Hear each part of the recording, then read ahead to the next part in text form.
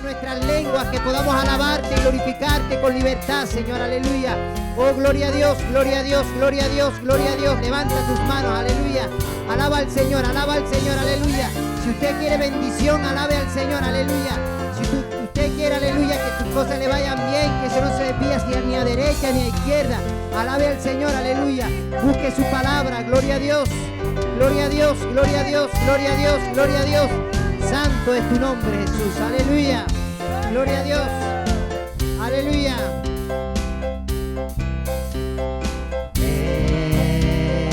Es hora de adorarle, sí, Señor. Abre tu corazón a Él. Ante tu trono estamos. Oh, gloria a Dios, aleluya. Sí, Señor, estamos aquí, Señor. Oh, gloria a Dios.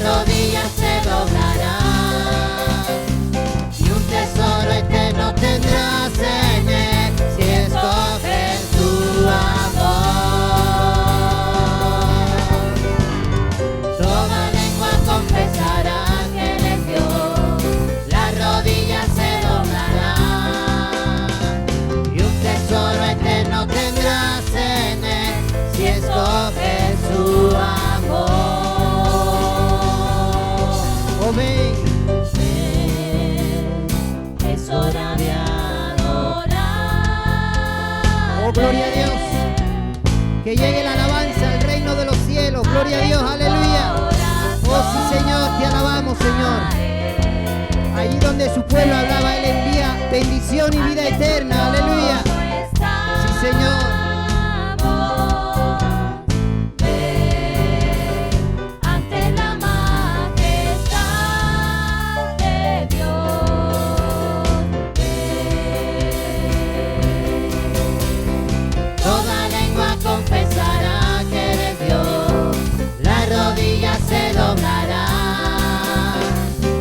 Tesoro eterno tendrás en Él si escoges su amor. Toda lengua confesará que eres Dios, las rodillas se doblarán y un tesoro eterno tendrás en Él si escoges su amor. Otra vez, aleluya. Oh sí. Toda lengua confesará que Él es Dios, las rodillas se doblarán y un tesoro eterno tendrás en Él si escoges su amor. Él es Rey, aleluya, gloria a Dios. Él es Rey, gloria a Cristo, aleluya. Él es Rey, sí, Señor. Amén. Dios les bendiga a todos, hermanos. ¿Cómo estamos? Me alegro, me alegro. Amén. Una bendición estar en la casa del Señor. Amén.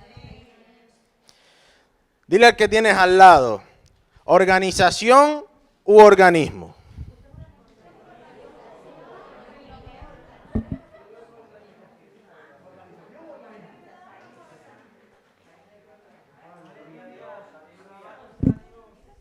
¿Y por qué estoy diciendo yo esto hoy?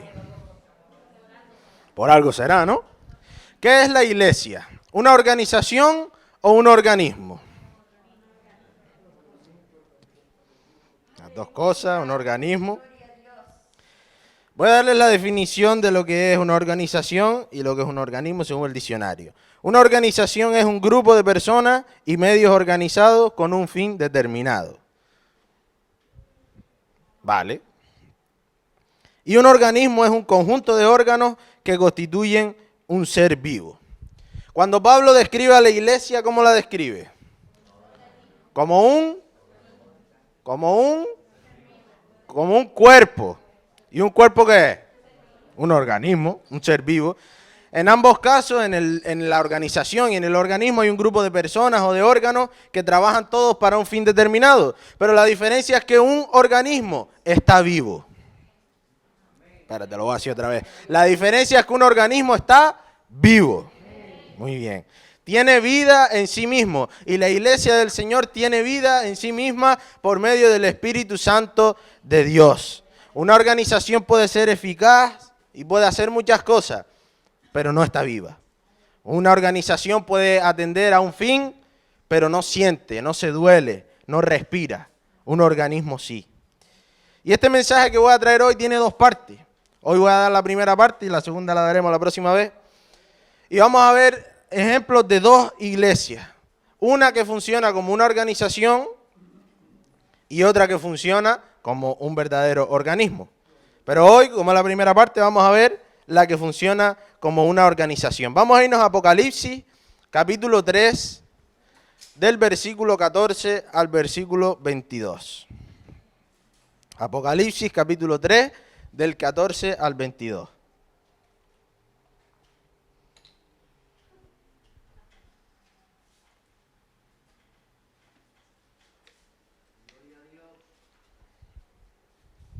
¿Lo tenemos todo? Amén. Pues lo leemos todos juntos, nos ponemos en pie para leer la palabra del Señor. Pues lo leemos todos juntos. Venga, 1, 2 y 3. Y escribe al ángel de la iglesia en la Odisea. He aquí el amén, el testigo fiel y verdadero. El principio de la creación de Dios dice esto. Yo conozco tus obras, que ni eres frío ni caliente. Ojalá fuese frío o caliente. Pero por cuanto eres tibio y no frío ni caliente, te vomitaré de mi boca. Porque tú dices, yo soy rico y me he enriquecido, y de ninguna cosa tengo necesidad. Y no sabes tú que eres un desventurado, miserable, pobre, ciego y desnudo.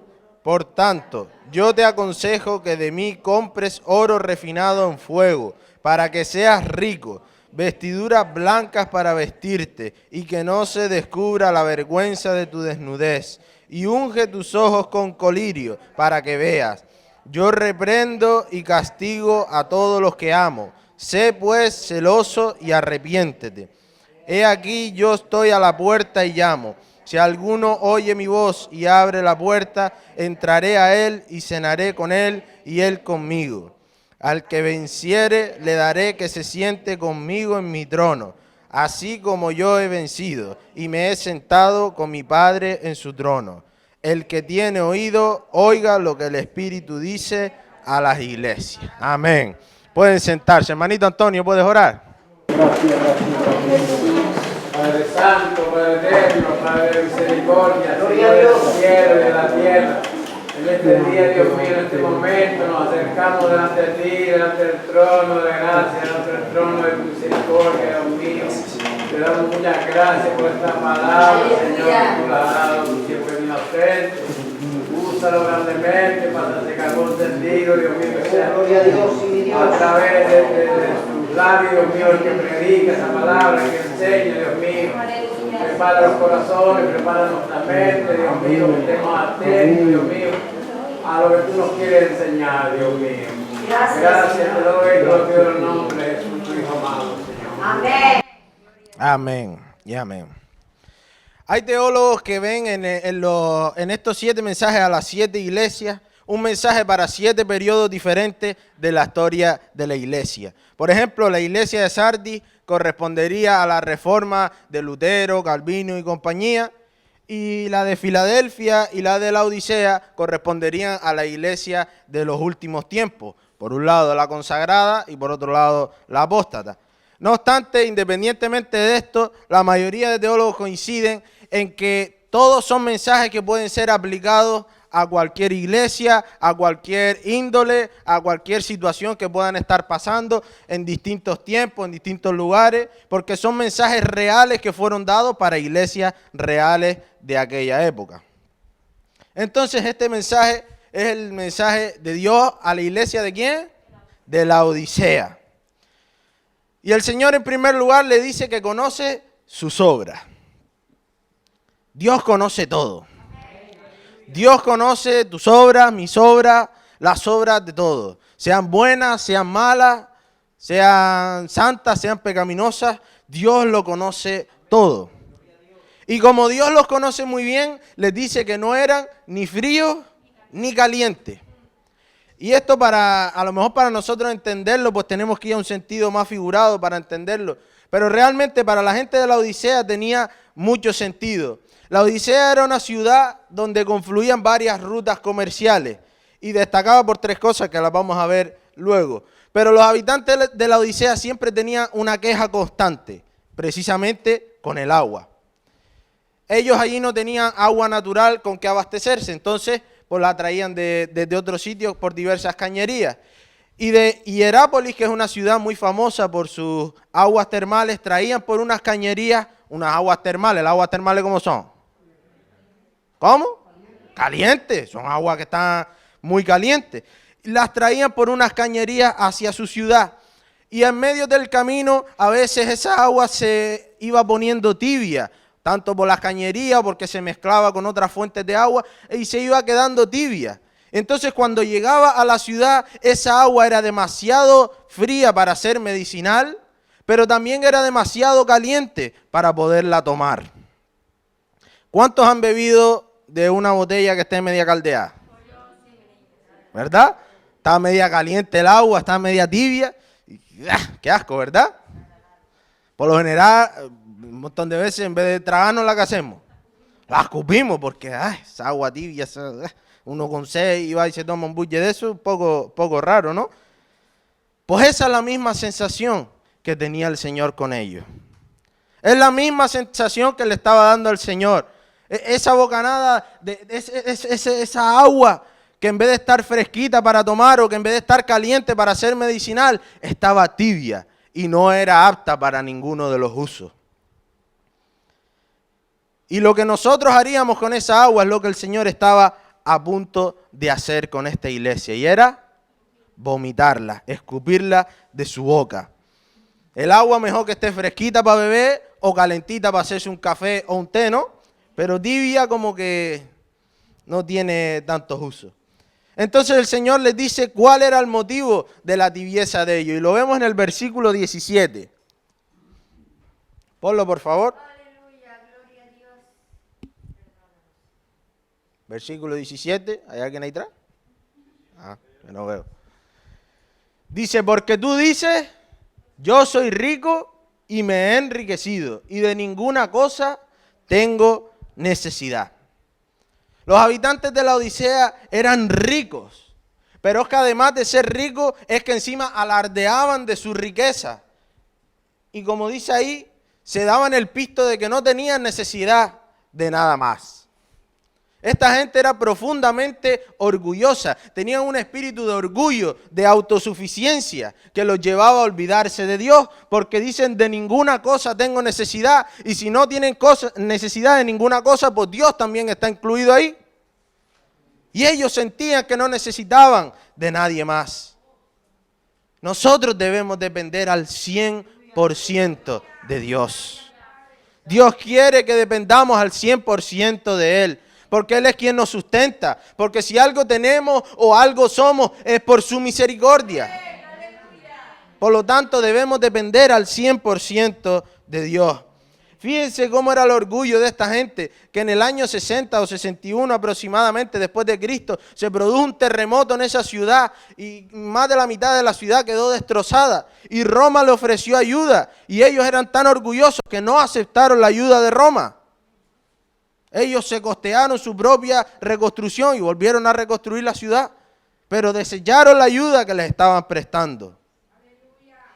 Porque ellos se creían autosuficientes. ¿Y por qué ellos eran tan ricos y tan autosuficientes? Pues la palabra ahí nos deja entrever varios motivos. En primer lugar, era porque como era una ruta muy comercial, habían allí muchos bancos y se hacían muchas transacciones de dinero. Entonces ahí ganaban mucho dinero porque venían los comerciantes, iban, cambiaban. Había unas transacciones de dinero muy grandes, entonces se enriquecían mucho. En segundo lugar, había algo muy importante también en la Odisea y era una fábrica textil de lana negra. Era muy importante en esa época, era muy famosa. Y también era muy importante porque allí había una escuela de medicina muy importante. De hecho, se conocía muy en la época el colirio frigio. Ellos sacaban un colirio de esas aguas de tantos sitios por allí, como tenían una escuela de medicina y precisamente especializada en oftalmología, pues tenían un colirio que era muy famoso y ayudaba con muchas enfermedades oculares.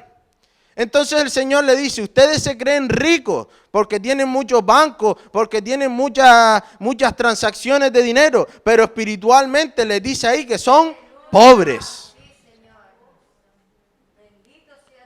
Ellos se creen que tenían buena vista porque tenían los mejores oftalmólogos. Se creían que tenían buena vista porque tenían los mejores remedios. Pero el Señor les está diciendo que eran ciegos. Aleluya. Sí, Señor. ¡Qué contraste! Se creían que tenían buena vestimenta porque vestían de esa famosa lana negra. Pero Dios les dice que estaban desnudos. El problema no es que fueran ricos. El problema no eran sus riquezas. El problema es que ellos confiaban más en sus riquezas que en Dios. El problema es que por poner a sus riquezas en primer lugar se estaban olvidando del Dios que los bendijo.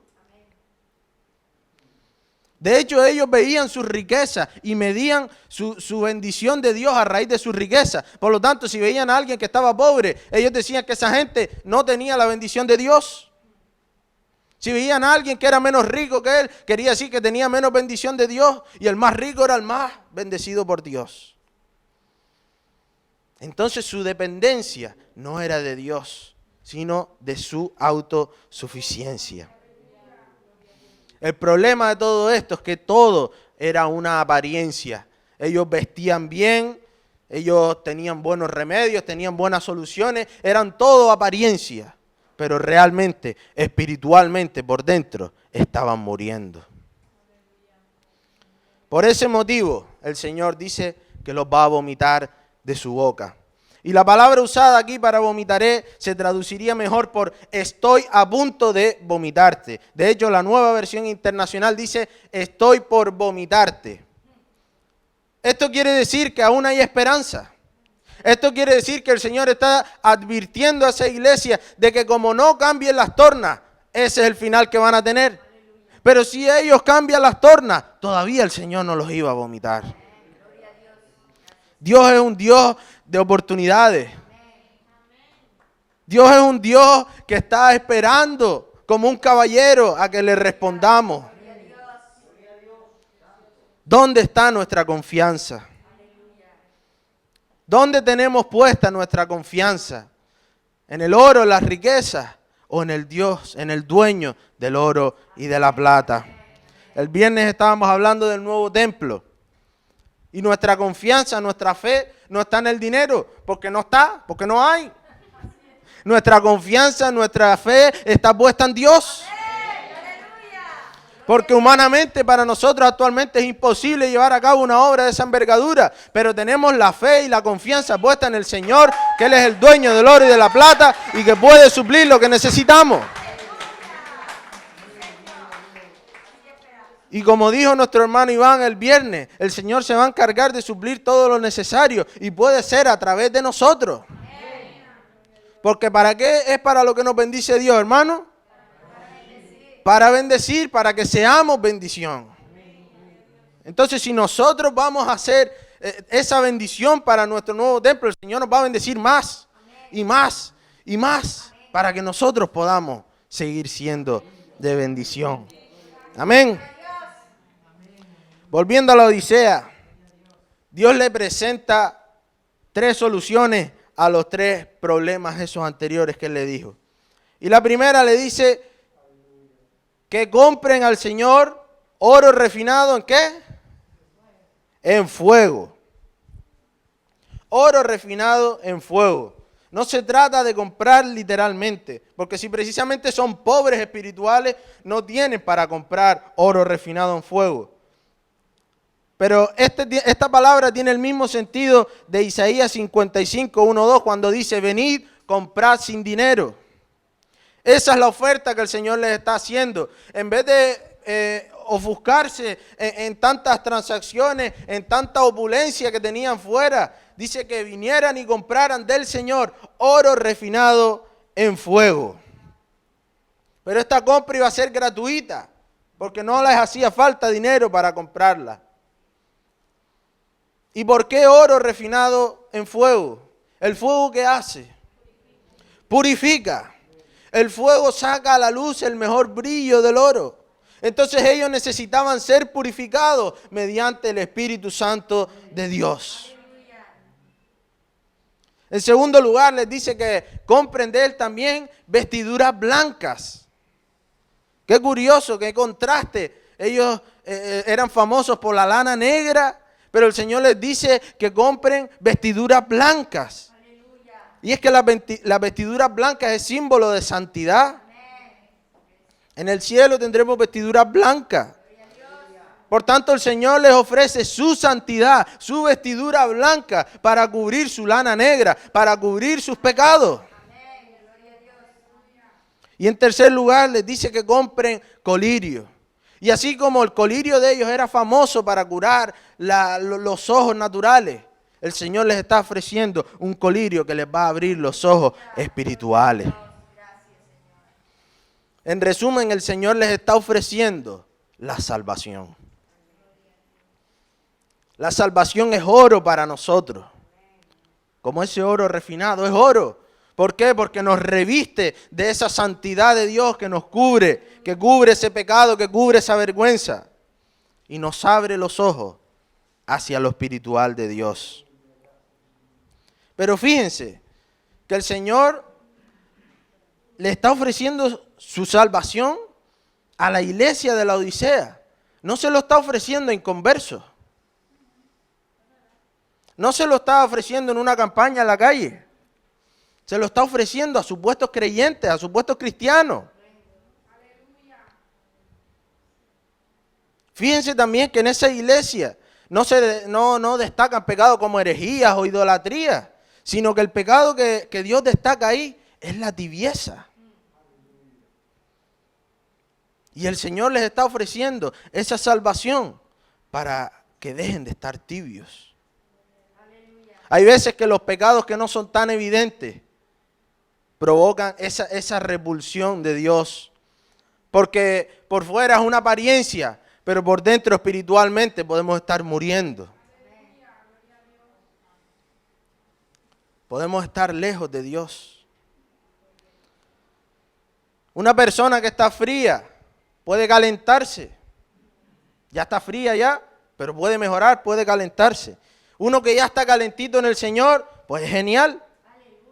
Pero un tibio que se cree que está bien, que se cree que no necesita a nadie más, que no necesita nada más de Dios, eso es más peligroso para sí mismo, para su propia alma, porque se cree que no necesita más de Dios, porque se cree que ya tiene suficiente.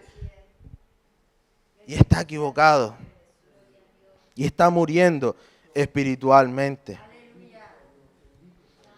No obstante, vemos como el Señor esta actitud de tibieza la reprende con amor. Versículo 19. Dice, yo reprendo y castigo a todos los que amo. El Señor no se molestaría en decirle nada a la Odisea si no los amara. El Señor no se molestaría en decirle a un tibio, caliéntate, si no lo amara. El Señor está exhortando con amor. Dios reprende al que ama. Si por algún motivo te encuentras en esta situación de tibieza espiritual, no te preocupes. El Señor es un Dios de oportunidades y está ofreciendo una oportunidad. Y te está diciendo que te ama. Por eso te lo está diciendo. Pero Dios pide algo. Que nos arrepintamos y que seamos, ¿qué? Celosos. Y la raíz de esa palabra es la misma palabra que se usa para el caliente de los versículos anteriores que hemos leído. Esto quiere decir que el Señor quiere que nosotros ardamos en pasión hacia Él. Que no seamos tibios ni fríos, sino que estemos calentitos en Él. Que tengamos pasión por Él. Que cuando oigamos hablar del Señor, algo de nosotros brote. Que no podamos callar la palabra de Dios. Que no podamos callar el mensaje del Evangelio de Dios. Que estemos ardiendo en fuego por el Señor. Y Dios quiere que ese fuego, esa pasión arda para que tengamos una mayor comunión con Él. De hecho, lo vemos en el versículo 20, ¿cómo lo dice? ¿Cómo lo dice el Señor? Dice, he aquí, yo estoy a la puerta y llamo.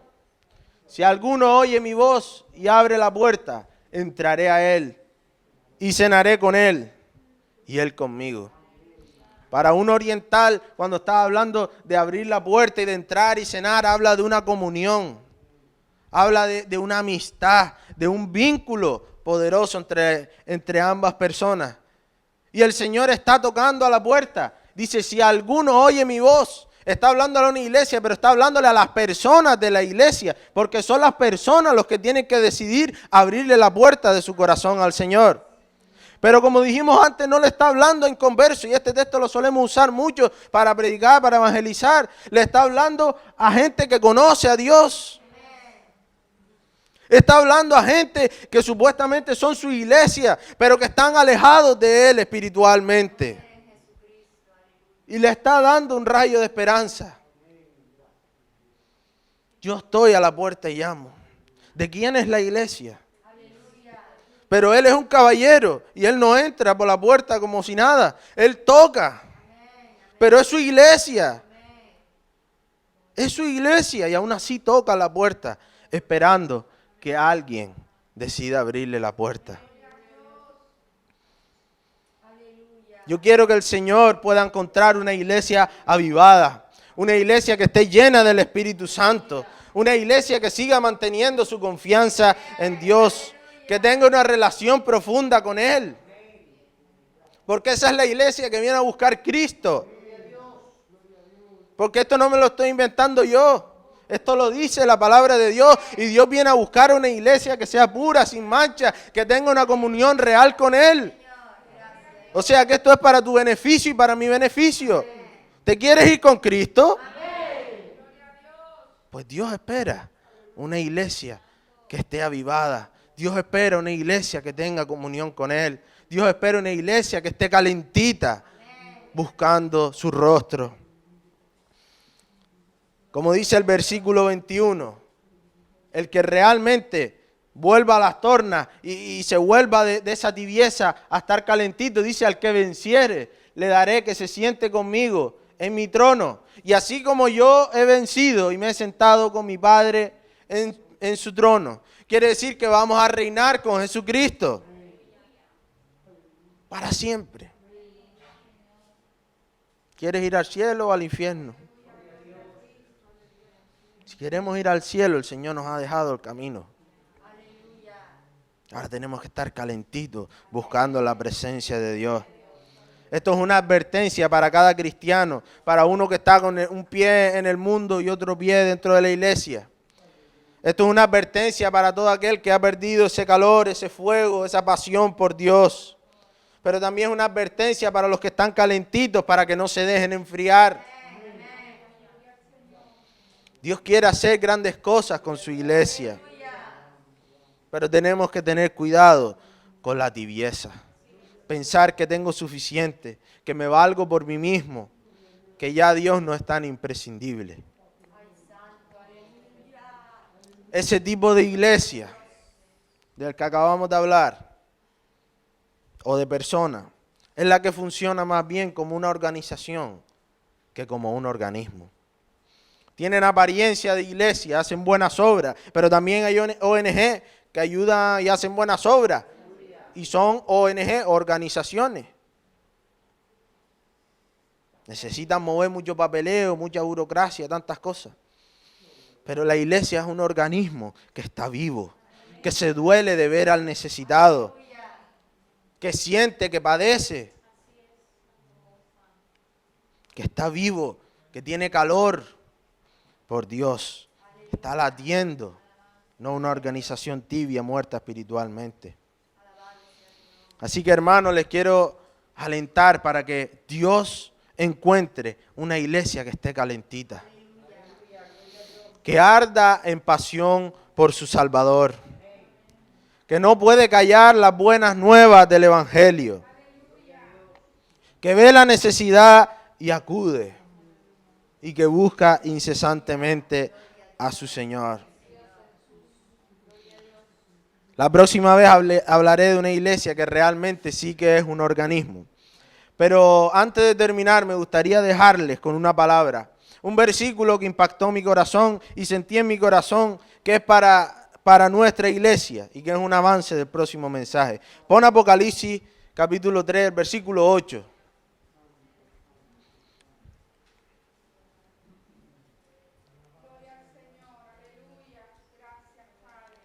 Dice así: yo conozco tus obras.